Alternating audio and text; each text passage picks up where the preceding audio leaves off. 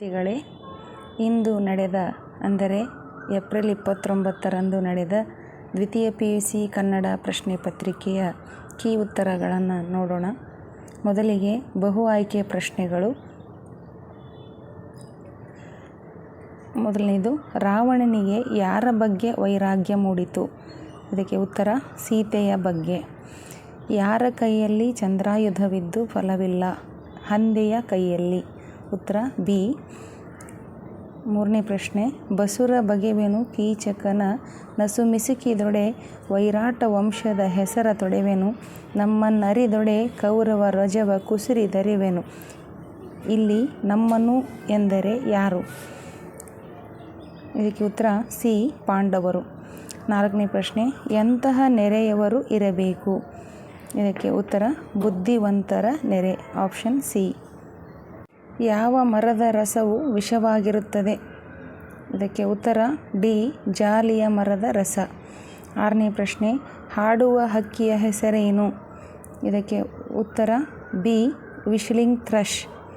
ಏಳನೇ ಪ್ರಶ್ನೆ, ತಮಗೆ ಸಿಕ್ಕಿದ ಬೆಳ್ಳಿ ಲೋಟವನ್ನು ಚಿನ್ನಮ್ಮ ಮತ್ತೆ ಹೊಳೆಯ ಮಡುವಿಗೆ ಎಸೆದು ಹೊಳೆಯ ನೀರಲ್ಲೊಮ್ಮೆ ಸಂಪೂರ್ಣವಾಗಿ ಮುಳುಗಿ ಎದ್ದು ನಿಂತಳು. ಈ ಸಾಲುಗಳಲ್ಲಿ ವ್ಯಕ್ತವಾಗಿರುವ ಅಂಶವನ್ನು ಗುರುತಿಸಿ. ಇದಕ್ಕೆ ಉತ್ತರ ಆಪ್ಷನ್ ಎ. ಅಪವಾದದಿಂದ ಮುಕ್ತಳಾಗುವ ಭಾವ. ಎಂಟನೇ ಪ್ರಶ್ನೆ, ಆನೆ ಶಾಸ್ತ್ರದವನು ಏನೆಂದು ಭವಿಷ್ಯ ನುಡಿದಿದ್ದನು? ಇದಕ್ಕೆ ಉತ್ತರ ಆಪ್ಷನ್ ಎ. 5 ಜನ ಸಾಯುತ್ತಾರೆ. ಒಂಬತ್ತನೇ ಪ್ರಶ್ನೆ, ಶಿವೇಗೌಡರು ರಾತ್ರೋರಾತ್ರಿ ಆನೆಯನ್ನು ಕರೆದುಕೊಂಡು ಹೋದುದೇಕೆ? ಇದಕ್ಕೆ ಉತ್ತರ ಆಪ್ಷನ್ ಬಿ. ಕಳ್ಳನಾಟ ಇಳಿಸಲು. 10ನೇ ಪ್ರಶ್ನೆ, ಆನೆ ಅಷ್ಟು ದೊಡ್ಡ ಪ್ರಾಣಿಯಾದರೂ ಸುಳಿವೇ ಕೊಡದೆ ತಂಗಾಳಿಯಂತೆ ಓಡಾಡಬಲ್ಲದು ಎನ್ನುವುದು ನಾಗರಾಜನ ಸರ್ವೀಸಿನಲ್ಲಿ ಎಷ್ಟೋ ಸಾರಿ ಗಮನಕ್ಕೆ ಬಂದಿತ್ತು. ಅದಕ್ಕೆ ಅವನು ಮೈಯೆಲ್ಲ ಕಣ್ಣಾಗಿ ಕುಳಿತಿದ್ದ. ಇಲ್ಲಿ ಮೈಯೆಲ್ಲ ಕಣ್ಣಾಗಿ ಕುಳಿತಿದ್ದ ಎನ್ನುವುದು ಏನನ್ನು ಸೂಚಿಸುತ್ತದೆ? ಇದಕ್ಕೆ ಉತ್ತರ ಆಪ್ಷನ್ ಡಿ. ಪೂರ್ಣ ಎಚ್ಚರದಿಂದ ಗಮನಿಸುವುದು.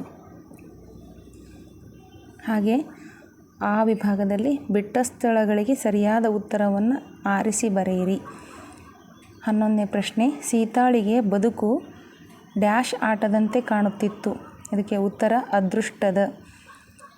12ನೇ ಪ್ರಶ್ನೆ, ಅಬ್ದುಲ್ ಕಲಾಂ ಅವರು ಬರೆದ ಆತ್ಮಕಥೆ ಡ್ಯಾಶ್. ಉತ್ತರ ವಿಂಗ್ಸ್ ಆಫ್ ಫೈರ್. 13, ಮನೋರಮೆಯು ಮುದ್ದಣನಿಂದ ಕೇಳಲು ಬಯಸಿದ ಕಥೆ ಡ್ಯಾಶ್. ಇದಕ್ಕೆ ಉತ್ತರ ರಾಮಾಶ್ವಮೇಧ. 14ನೇ ಪ್ರಶ್ನೆ, ಹಳ್ಳಿಯ ಹೋಟೆಲುಗಳಲ್ಲಿ ಈಗ ಡ್ಯಾಶ್ ದೇವತೆಗಳ ದರ್ಶನವೂ ಆಗುತ್ತದೆ. ಇದಕ್ಕೆ ಉತ್ತರ ಸಿನಿಮಾ. 15ನೇ ಪ್ರಶ್ನೆ, ಕನ್ನಡಿಗರು ತಮ್ಮ ರಾಜ್ಯದಲ್ಲಿ ತಾವೇ ಡ್ಯಾಶ್ಗಳಾಗುತ್ತಿದ್ದಾರೆ. ಇದಕ್ಕೆ ಉತ್ತರ ತಬ್ಬಲಿ. ನಂತರ ಹೊಂದಿಸಿ ಬರೆಯಿರಿ. ಬೆಳಗು ಜಾವ, ಇದಕ್ಕೆ ಕನ್ನಡದ ಸಾನೆಟ್ ಪ್ರಕಾರ. ಇದಕ್ಕೆ ಸುನೀತಾ ಅಂತಲೂ ಕರೀತಾರೆ. ಬೆಳಗು ಜಾವ ಕನ್ನಡದ ಸಾನೆಟ್ ಪ್ರಕಾರ. GS ಶಿವರುದ್ರಪ್ಪ ರಾಷ್ಟ್ರಕವಿ. ನಂತರ KS ನಿಸಾರ್ ಅಹಮದ್ ನಿತ್ಯೋತ್ಸವ ಕವಿ. T ಯಲ್ಲಪ್ಪ ಚಿಟ್ಟೆ ಮತ್ತು ಜೀವಯಾನ.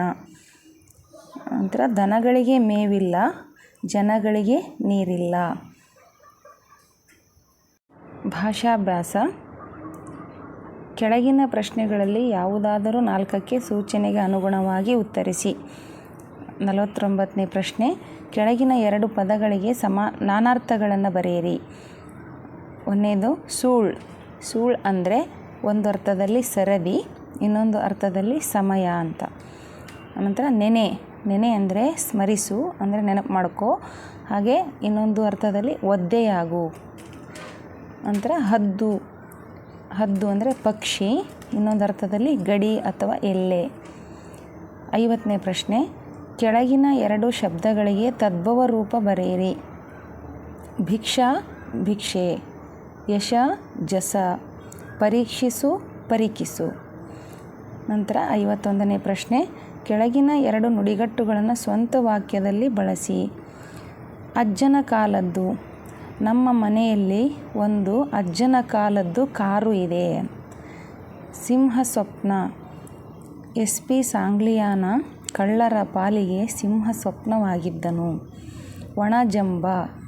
ಕೆಲವರು ಏನೂ ಇಲ್ಲದಿದ್ದರೂ ಒಣಜಂಬ ಕೊಚ್ಚಿಕೊಳ್ಳುತ್ತಾರೆ. 52ನೇ ಪ್ರಶ್ನೆ, ಕೆಳಗಿನ 2 ಶಬ್ದಗಳ ಗುಣವಾಚಕಗಳನ್ನು ಬರೆಯಿರಿ. ಶ್ರೇಷ್ಠ ವಿಜ್ಞಾನಿ, ಇಲ್ಲಿ ಶ್ರೇಷ್ಠ ಅನ್ನೋದು ಗುಣವಾಚಕ. ಪರದೇಶಿ, ಪರ ಅನ್ನೋದು ಗುಣವಾಚಕ. ದಯಾಮೃತ್ಯು, ದಯ ಅನ್ನೋದು ಗುಣವಾಚಕ. 53ನೇ ಪ್ರಶ್ನೆ, ಕೆಳಗಿನ 2 ಶಬ್ದಗಳ ವಿಭಕ್ತಿ ಪ್ರತ್ಯಯವನ್ನು ಹೆಸರಿಸಿ. ಕುದುಪನನ್ನು, ಅನ್ನು ಅಂದರೆ ಇದು ದ್ವಿತೀಯ. ಹರೆಯಕ್ಕೆ, ಅಕ್ಕೆ ಅಂದರೆ ಇದು ಚತುರ್ಥಿ. ಧರೆಯೋಳ್, ಓಳ್ ಅಂದರೆ ಸಪ್ತಮಿ. 54ನೇ ಪ್ರಶ್ನೆ, ಕೆಳಗಿನ 2 ಕ್ರಿಯಾಪದಗಳ ಕಾಲಸೂಚಕವನ್ನು ಬರೆಯಿರಿ. ಹೋಗುವರು, ಅದು ಭವಿಷ್ಯತ್ ಕಾಲ. ನೋಡುತ್ತಾಳೆ, ಉತ್ ಅಂದರೆ ವರ್ತಮಾನ ಕಾಲ. ಹೇಳಿದರು, ಇದು ಭೂತಕಾಲ. ವಿದ್ಯಾರ್ಥಿಗಳೇ, ಇಲ್ಲಿಯವರೆಗೂ ನಾವು ಬಹು ಆಯ್ಕೆ ಪ್ರಶ್ನೆಗಳು, ಬಿಟ್ಟ ಸ್ಥಳ, ಹೊಂದಿಸಿ ಬರೆಯಿರಿ ಹಾಗೂ ಭಾಷಾಭ್ಯಾಸದ ಪ್ರಶ್ನೆಗಳನ್ನು ನೋಡಿದ್ವಿ. ಇನ್ನೂ ಹೆಚ್ಚಿನ ಪ್ರಶ್ನೆಗಳಿಗೆ ನಿಮಗೇನಾದರೂ ಉತ್ತರ ಬೇಕಿದ್ದರೆ ದಯವಿಟ್ಟು ಕಮೆಂಟ್ ಮಾಡಿ ತಿಳಿಸಿ. ಈ ವಿಡಿಯೋ ನಿಮಗೆ ಇಷ್ಟ ಆಗಿದ್ದರೆ ಲೈಕ್ ಮಾಡಿ, ಶೇರ್ ಮಾಡಿ, ಸಬ್ಸ್ಕ್ರೈಬ್ ಮಾಡಿ. ಧನ್ಯವಾದಗಳು.